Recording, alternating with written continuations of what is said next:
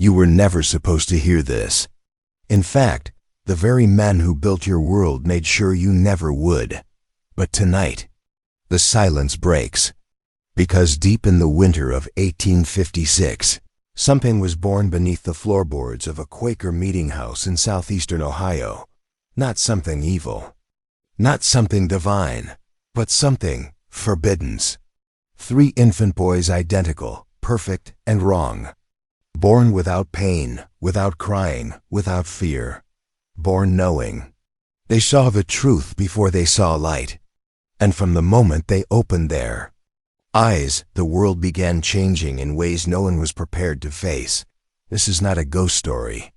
This is not mythology.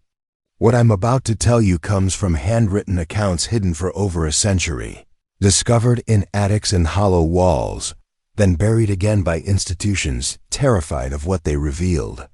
Because what lived in those 3 boys could not be explained by science, nor claimed by religion. They were not prophets. They were not monsters. They were something far more dangerous. Witnesses that the place was Cedar Mills, Ohio, a name almost no American can place on a map today. But in 1856, it was a pressure valve, a pinprick of light in a country spiraling into blood and division. A town of just 300, cobbled together by the hands of quiet Quakers who hid runaway slaves beneath their chapel floorboards while preaching radical equality. They believed no man should be owned. But what they didn't know was that Ruth, the pregnant runaway who appeared at their door one frostbitten February night, was carrying something that would one day own them. Ruth spoke in riddles, in quiet tones. She knew things, too many things. She knew who had lied, who was spying, what food was spoiled, who would die. Some called it instinct. Others called it madness. But Martha Whitmore, the midwife who cradled Ruth's cold hand during the birth, called it something else, a signal. Because Ruth didn't scream during labor, she listened to something no one else could hear, and when the babies came, Caleb, Ezra, and Isaac, they were silent, still, awake, their eyes already watching the ceiling, where bounty hunters stomped in boots above them, barking orders, sniffing with dogs, blades inches from the hidden trapdoor. And yet the boys never cried. Not even once. They waited, listening, just like their mother had, until the danger passed. And only then did they scream together in a single sound that made the stone walls hum. Ruth bled to death within the hour. Her last words were a whisper Martha had to lean close to hear. They'll know things. They always will, but remember, they're not like other children. You feel it now, don't you? That pull, that itch beneath the surface of reason. This isn't just a story. It's a crack in the mirror. You've spent your whole life staring into a reality designed by men with names etched in marble, but it wasn't made for you. Not really. Tonight, we begin to pull at the thread they hoped you'd never find. Because what happened in 1856 wasn't isolated. It wasn't an anomaly. It was a door. A whisper. A blueprint of something older than history and buried deeper than any grave. And it begins with the triplets. Raised in secrecy by the community, hidden from census records, raised collectively like children of prophecy. But prophecy isn't the right word. Prophecy implies a plan, and these boys, they were not sent to fulfill anything. They were sent to expose everything. By their first birthday, they could detect lies without being taught what lies were. By age 3, they could sense emotion before a face changed or a voice cracked. They moved together, turned their heads in unison, spoken whispers of a language no one had taught them, fluid, strange, the same one Ruth had used during labor. A language that didn't sound learned. It sounded remembered. And that's where everything changes. The boys weren't just gifted. They were programmed, but by who? And why? Their knowing look became infamous among those who worked the Underground Railroad. Travelers begged to be routed through Cedar Mills, knowing if the boys smiled, they were safe. If the boys turned away, they were not. It was never wrong. Never once. 7 infiltrators were silently flagged by their presence. 7 lives spared. 7 betrayals unmasked without a word. You think this was just a story passed around a campfire? Then ask yourself why. When the Medical College of Ohio received letters from Dr. Harrison detailing the boys' abilities, not a single reply was ever sent. Ask why those letters disappeared from the archives for over 130 years, only to be found in a locked drawer with the word disregard stamped in red. Ask why no official medical journal ever acknowledged the events of Cedar Mills, despite first-hand documentation from multiple witnesses, because this was never about proof. It was about control.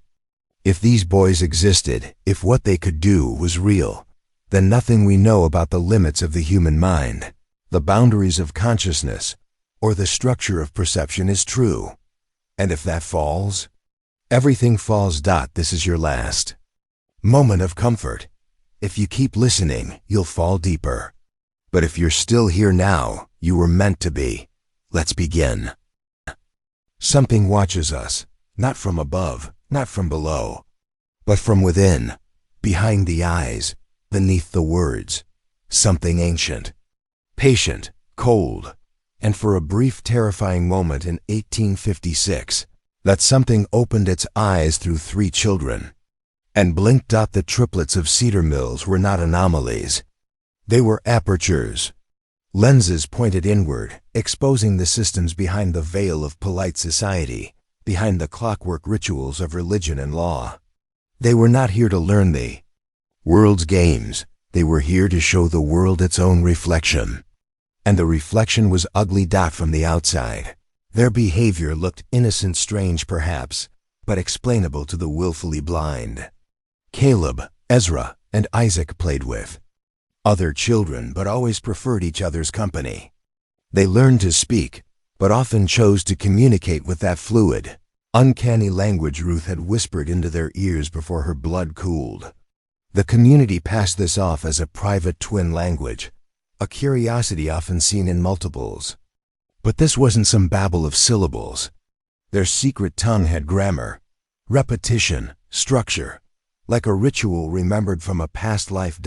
And then there were the mirrors. By age 4, all 3 boys had developed an aversion to mirrors.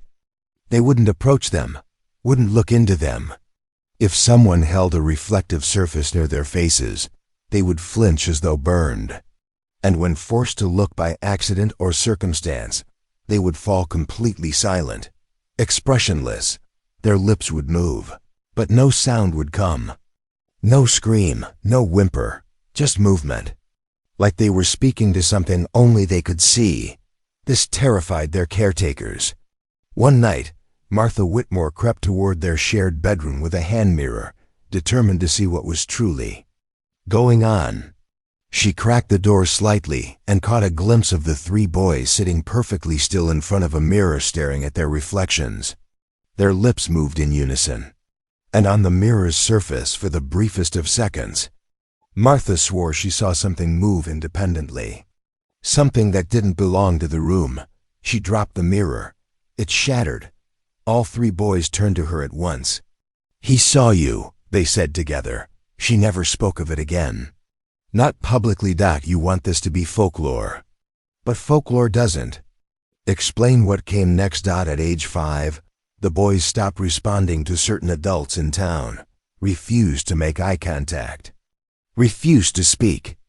Ezra in particular developed an intense fear of one elder, a man named Elias Hemsworth, who had served as a station conductor for the Underground Railroad for years.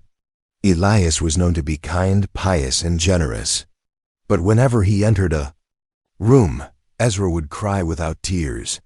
Just that haunting, dry wail-like wind through a dead field. When pressed, Ezra muttered only 3 words. "He buries them." Martha was disturbed. Elias was a respected member of the town. But doubt crept in like rot. One night, she followed Elias after he left a town meeting. He wandered into the woods, deep, too deep. And when she returned at dawn with Samuel and 2 others, they found what he had buried beneath the frost-thinned soil, 2 decomposed bodies, small, female, no names. No history. Elias was arrested by local militia 2 days later. Before his execution, he confessed to crimes stretching back nearly a decade. Girls gone missing from neighboring counties. Bodies disposed of in shallow graves, always in the forest. Always where the voices told me to. The triplets had heard those voices too, but instead of following them, they fought them. Now do you see? These children weren't tapping into some mythical sixth sense. They were intercepting frequencies, signals, programs that most people don't even know are shaping them. They could read the distortions in others, the jagged signals where a person's true intentions buckled against the script of their words. They saw the seams. By age 7, they no longer had to speak to communicate, at least not with each other. They would simply look at one another, and something would pass. Between them, something electric, invisible, faster than thought. One day, during a routine checkup, Dr. Harrison dropped his clipboard in surprise when Caleb spoke aloud in perfect French, despite never having been taught it. When questioned, he shrugged and said he heard it in Isaac's head. The doctor began to keep detailed notes, tests, measurements.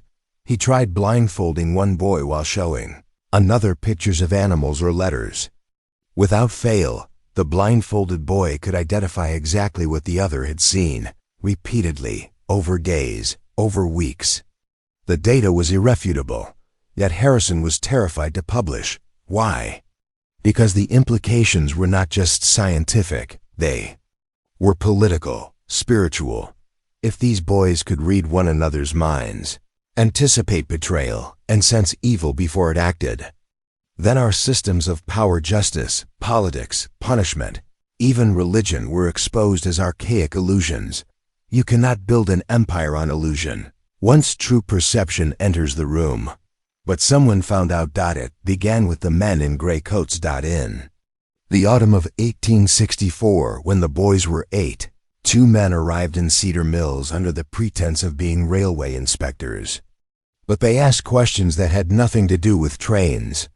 They asked about the triplets, asked to see their living quarters, demanded to speak with them privately, but the boys refused. And when the men tried to force them, Caleb looked them dead in the eye and said, "You aren't real." That night, the meeting house was set on fire. The blaze was quick, controlled, not meant to kill, but meant to warn. The community rebuilt, but something changed. They stopped talking about the boys, stopped calling them by name, even stopped attending the same meetings. The triplets were sent to live in a hidden cabin deep in the woods, raised away from the eyes of strangers, watched over by a rotating circle of families sworn to silence. Dr. Harrison vanished. His house left vacant. His notes confiscated by state agents no one had ever seen before or since. Let me say this again. You were never supposed to hear this story, because the triplets of Cedar Mills didn't just represent a biological anomaly. They represented an unfiltered awareness, something that could not be owned, not by government, not by religion, not by the secret orders watching history from the shadows. They could detect lies in holy men. They could sniff betrayal in judges. They could read violence before it happened. In a world where power survives by deception, these boys were dangerous. Now here's where you come in. If you've followed this descent so far, you're no longer the same person who clicked on this video. And if you're ready to go deeper into realms most men never return from, then I need you to comment, "I see through the mirror," twice.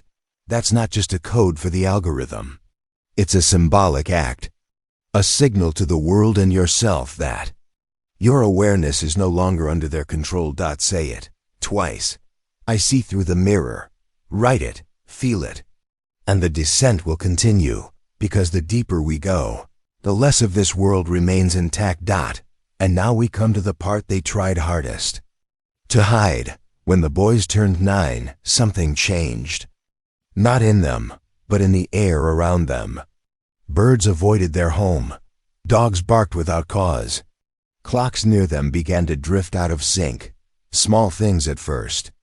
Then more. Rebecca Whitmore, now a grown woman with children of her own, visited the triplets to deliver blankets one night during a snowstorm. She found them sitting outside, barefoot, eyes open, bodies perfectly still despite the wind and frost. She asked what they were doing. "We're listening," Isaac said, without turning. "To what?" she asked, heart pounding. "To the ones who built the world." She pressed for more, but they fell silent again.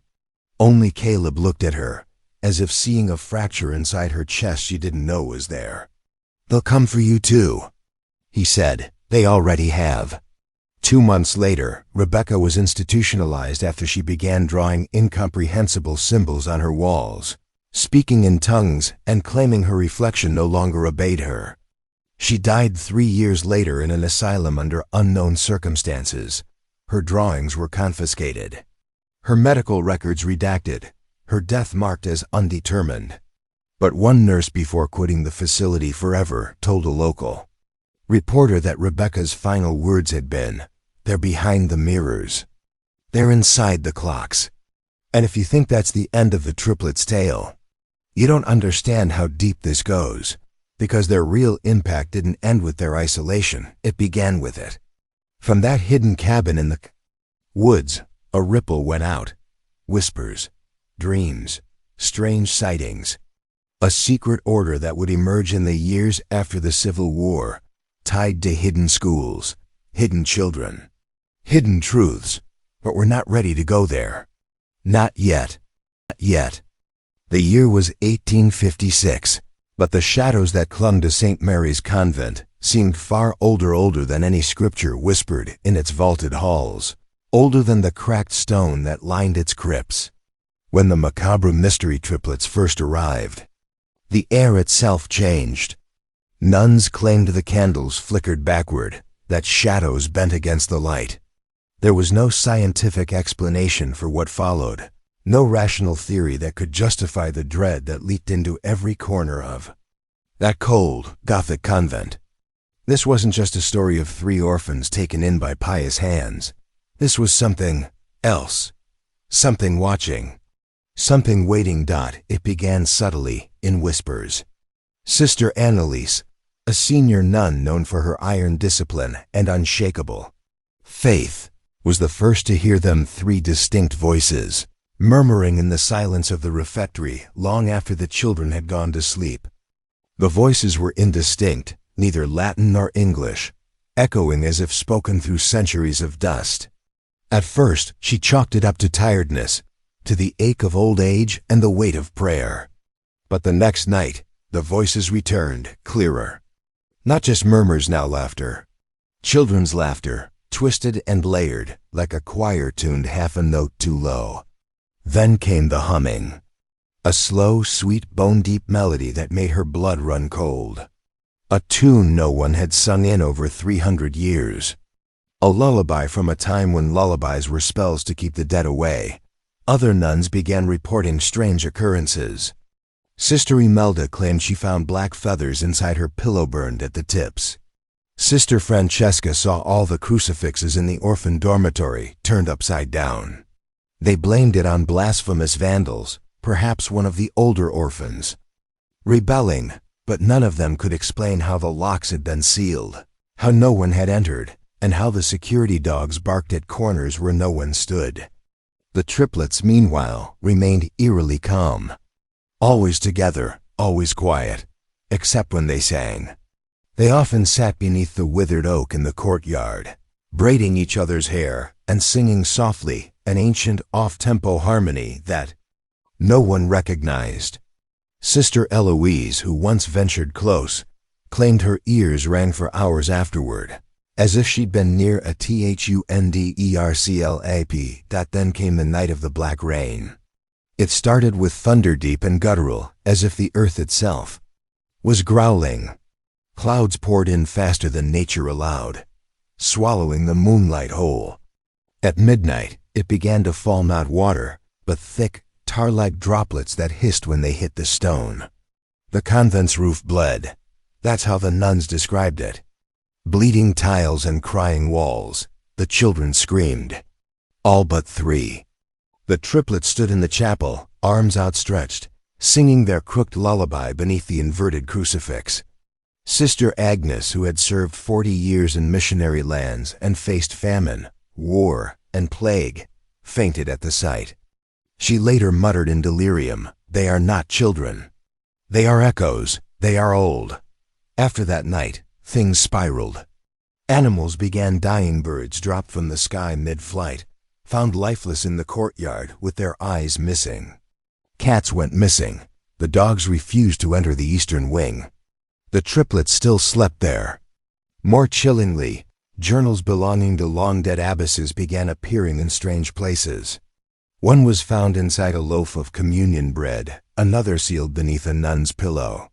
These journals referenced 3 souls returned, sisters, born of sorrow, and a repeated warning. The black bell tolls once for each mouth it cannot silence.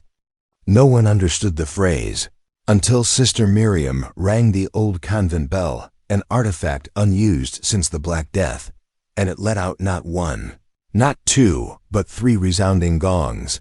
That same night, she vanished. No blood, no signs of struggle, just the faint scent of roses and salt. Word of these happenings never reached the outside. The church was skilled in secrecy, practiced in denial. Local authorities were told of minor incidents, blamed on unstable orphans or senile clergy. But beneath the veil, something far darker was unfolding. The triplets were placed under spiritual observation. A young priest named Father Lucian, trained in exorcism rites in Rome, was brought in. He arrived with faith burning in his chest and a relic of Saint Dympha at his neck. But when he first looked into the girl's eyes, his hands began to tremble. "They do not blink," he whispered. "Not all of them are breathing."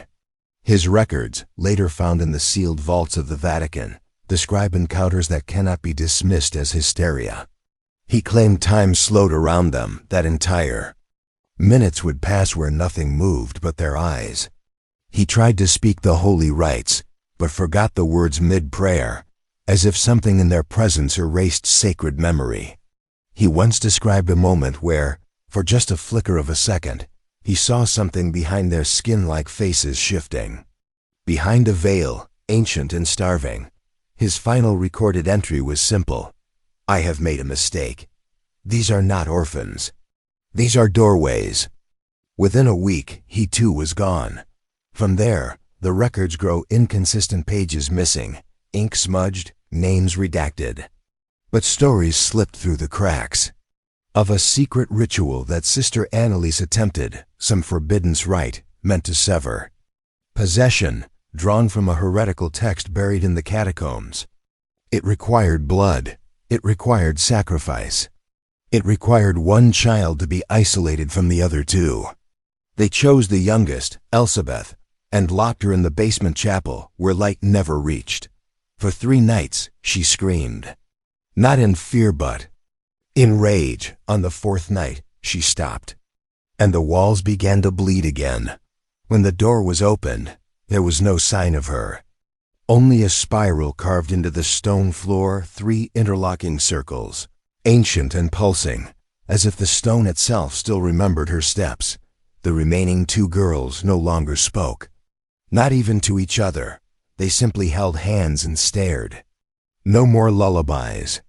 No more smiles. Just silence, and the sound of flies gathering in places where nothing had died. And then on a moonless Thursday, the convent caught fire. No one could explain it. The flames erupted simultaneously in 7 separate wings. The ancient bell tower crumbled as it rang 3 final times. Witnesses from a nearby village claimed they saw figures in black veils walking into the fire, not from it. And at the heart of it all, standing beneath the burning crucifix, were the 2 remaining girls, smiling, unburned, untouched. The nuns who survived were scattered, sworn into silence by higher powers.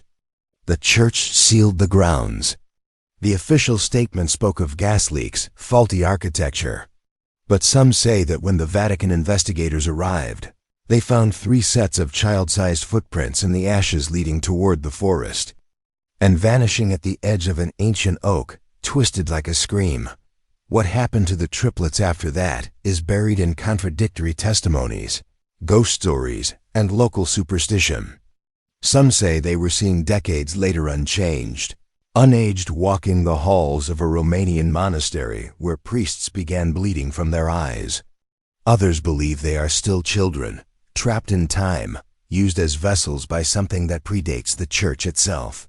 But one nun, Sister Clara, now 102 years old and long since silenced by stroke, still scribbles one phrase over and over on her bedside sheets with shaking fingers. They are not dead. They never were. We let them in.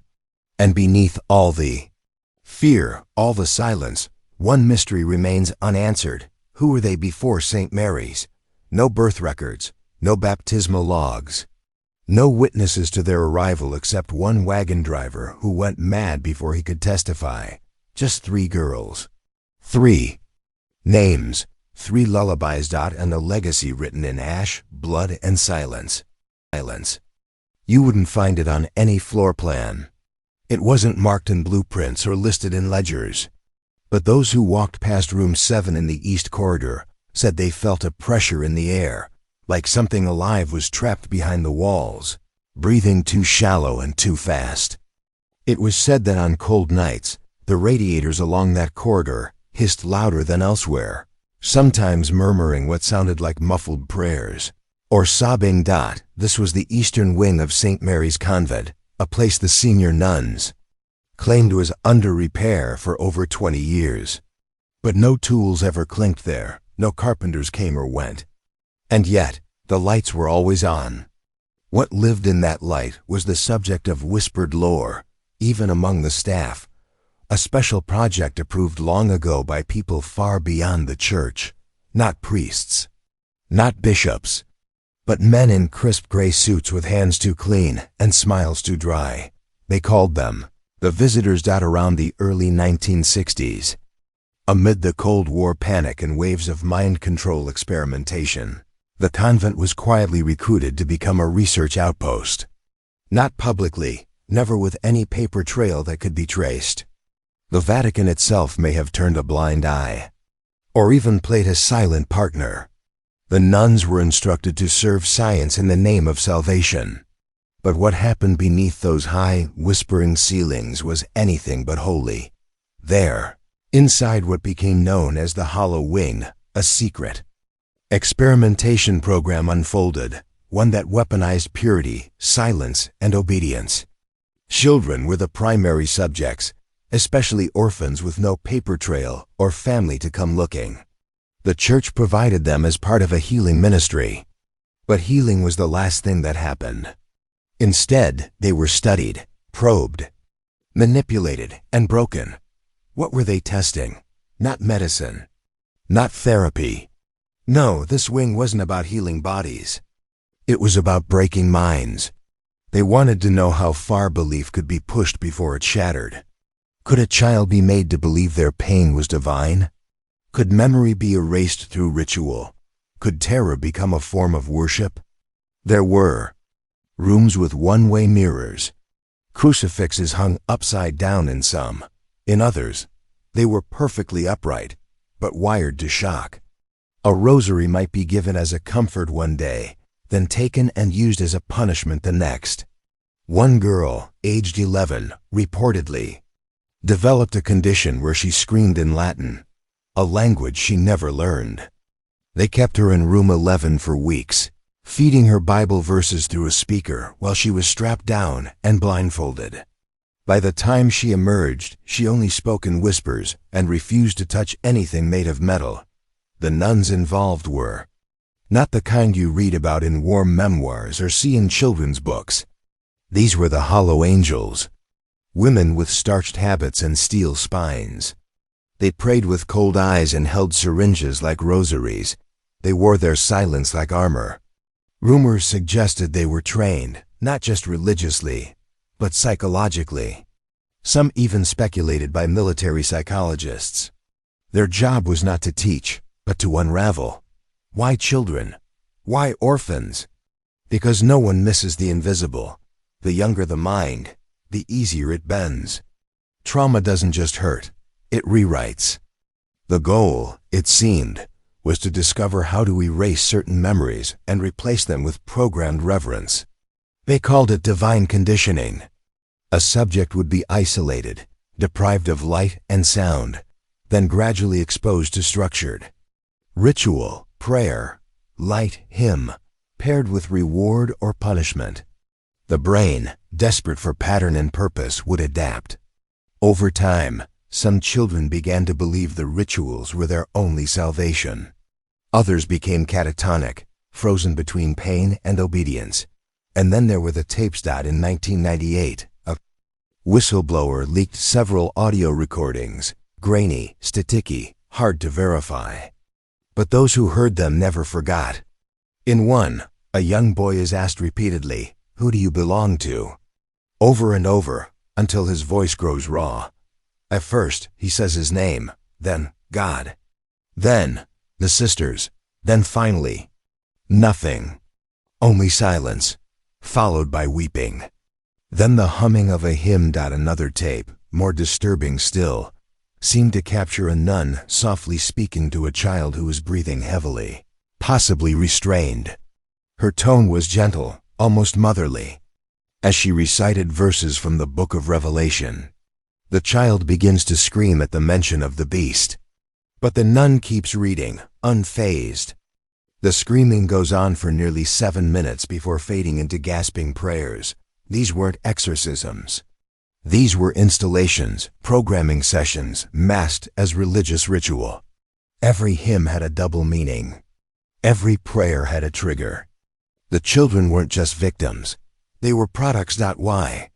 That answer remains shadowed, but the clues point toward a broader agenda. Some speculate the Convent's hollow. Wing was part of a global network of spiritual conditioning centers, dark mirrors of MK Ultra projects, but sanctified through religious fronts. Instead of LSD and electroshock, they used incense, guilt, scripture, and sacred architecture. You don't need chains when the mind builds its own. One nun, Sister Alina, reportedly defected in 1973 and attempted to publish a book detailing the abuses. She disappeared within weeks. Her manuscript was never found, but fragments were later discovered in the Vatican's secret archives by an anonymous researcher. One passage described a girl who could see angels in blood and claimed the convent taught her that suffering was the only door to holiness. When she refused a final test, remaining in a coffin for 3 days, she was declared unfit for salvation and removed. No records remain of her existence. Even today, if you walk the Eastern Corridor, they say you'll hear soft lullabies sung through the vents. Not in English, but in a kind of chant, old and fractured.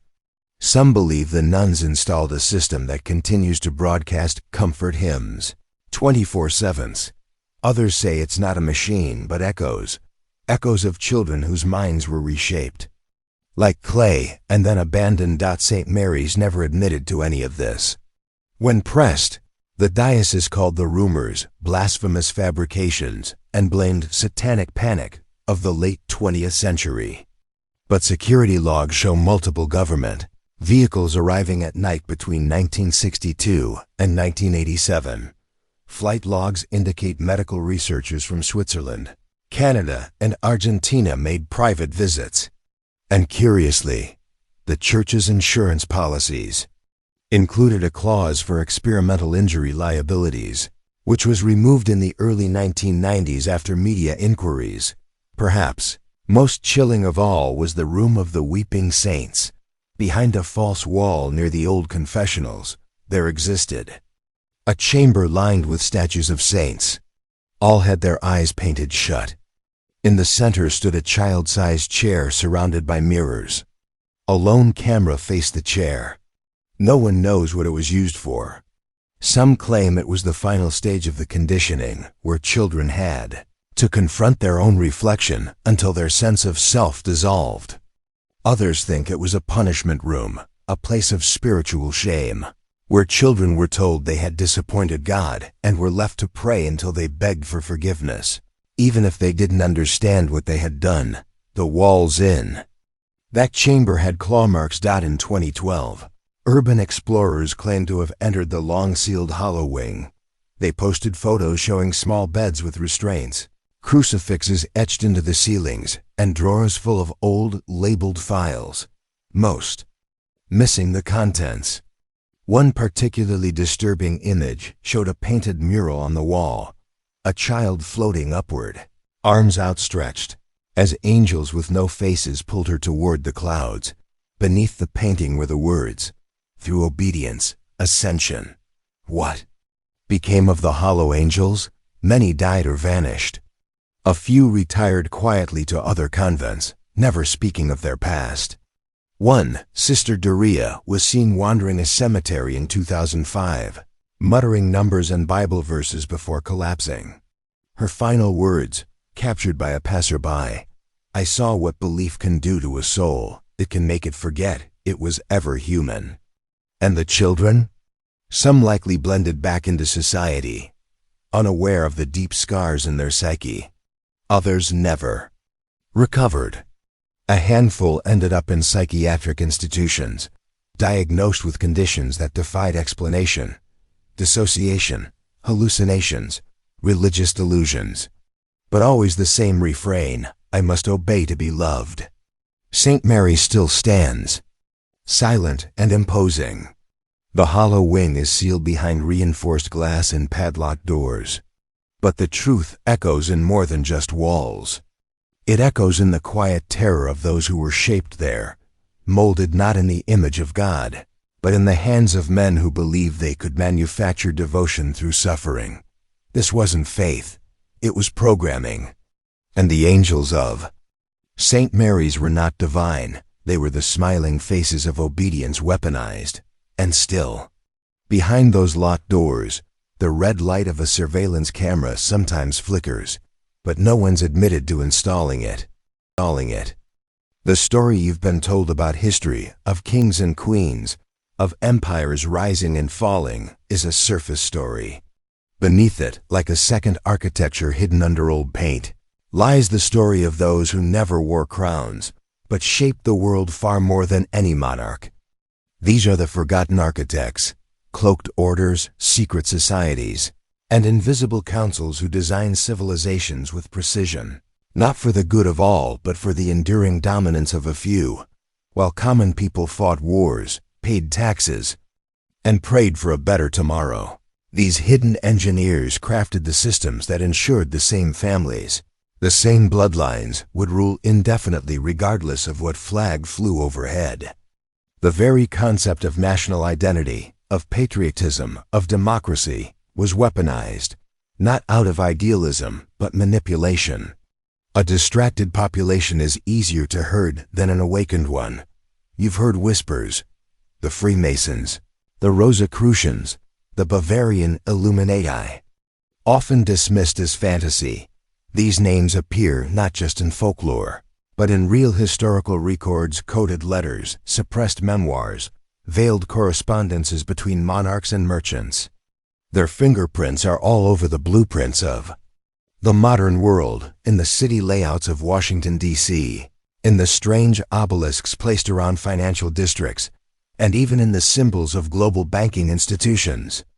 The eye atop the pyramid isn't a metaphor, it's a signature. What began as guilds and mystical circles evolved into intricate power structures. These societies were not just spiritual collectives. They were social algorithms, networks built to control ideas, influence policy, and secure wealth across generations. Each member was a node in a wider system of influence. The architecture of cities, the construction of cathedrals, the founding charters of nations, all guided by sacred geometry, hidden numerology, and ritual symbolism. But their greatest weapon wasn't architecture. It was silence. The art of staying unseen while directing those in plain sight.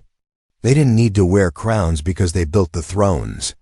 They didn't need armies because they controlled the generals.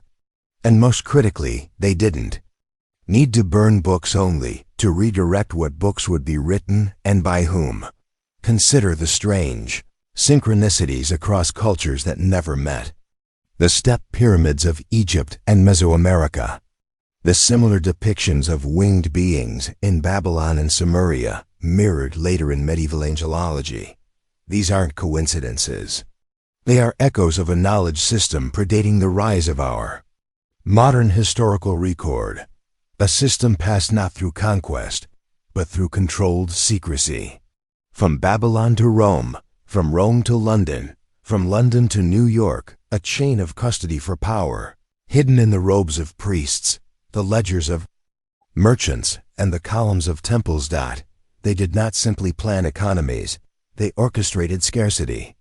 Every economic collapse, every famine, every inflation cycle carefully timed to consolidate wealth, transfer property, and reinforce dependency.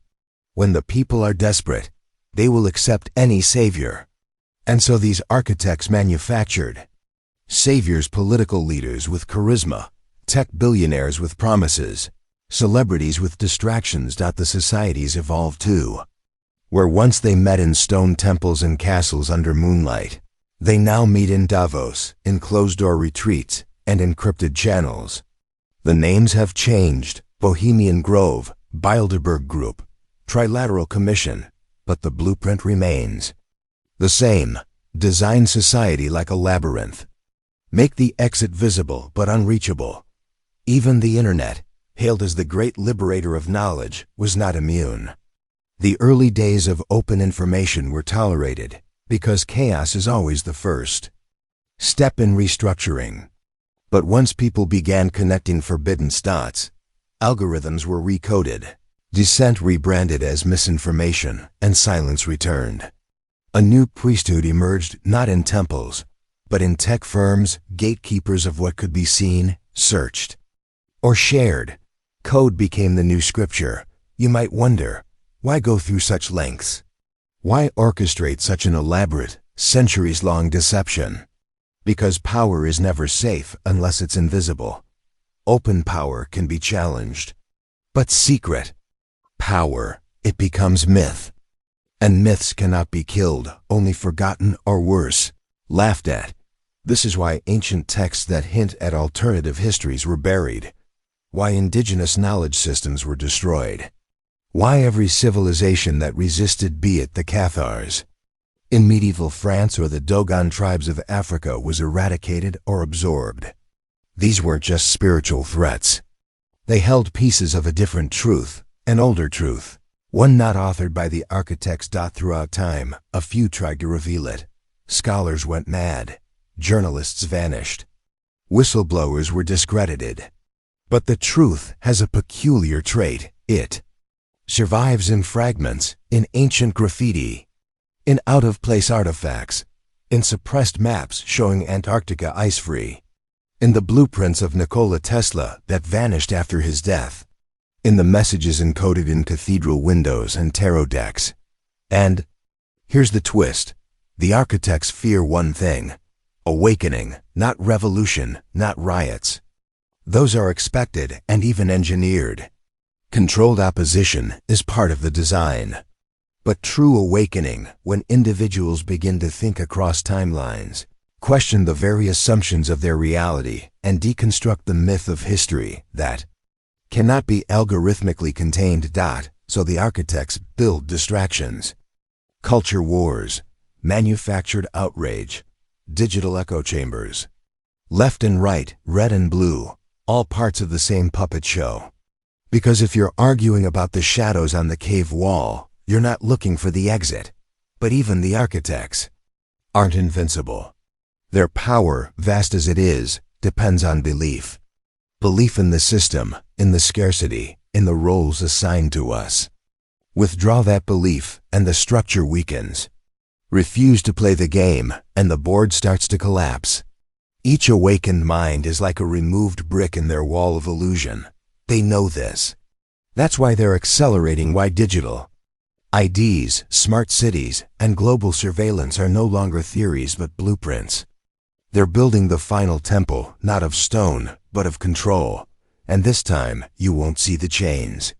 You'll subscribe to them, swipe them, accept their terms and conditions, because the most perfect prison is the one where the prisoners police themselves, where obedience feels like freedom, where silence feels like peace. But the architecture has a flaw. It always has. The architects, for all their cunning, cannot erase the human spirit.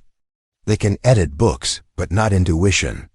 They can censor words, but not dreams. And within those dreams lives a memory, not just of oppression, but of what came before. A time when humans lived not in systems, but in balance. Not under rulers, but under stars, where wisdom was shared, not sold. Where truth wasn't hidden behind degrees and paywalls, but sung in stories and carved in stone. That memory is returning, quietly, like a heartbeat beneath the noise. You feel it, don't you? That something is wrong with the world. That your life was scripted before you even spoke. That there's more to this existence than screens, salaries, and slogans. That beneath the noise and control, there is a signal. A call dot, and perhaps, just perhaps, you were never meant to be a spectator in this game, but a disruptor. A revealer. An architect of your own reality, because the old architects built on secrecy. But the new ones? They will build on truth, and truth, once seen, cannot be unseen.